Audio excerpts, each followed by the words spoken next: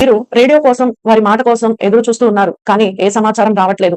Switch ఆగిపోయి ఉన్నది. జనవరి 9వ తారీఖున వైమానిక దళం HCJB వారు అందరూ కలిసి అక్కడ ఈక్వెడార్ లో వెతకడం మొదలు పెట్టారు. నీడ్ పైలట్ మొత్తము పాడు చేశారు. అక్కడ ఒక బృందంగా ఆ ఈక్వెడార్ అంతా కూడా వెతకడం మొదలు పెట్టినప్పుడు 4 మాత్రమే భయంకరమైనటువంటి పరిస్థితిలో చనిపోయి ఉన్నారు.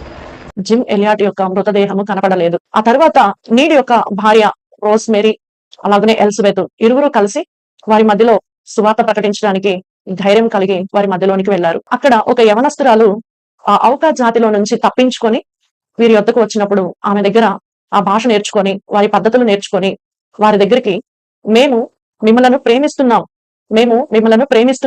మీరంటే మాకిష్టం అంటూ వారి మధ్యలోనికి పరిచయం చేయడానికి వెళ్లారు.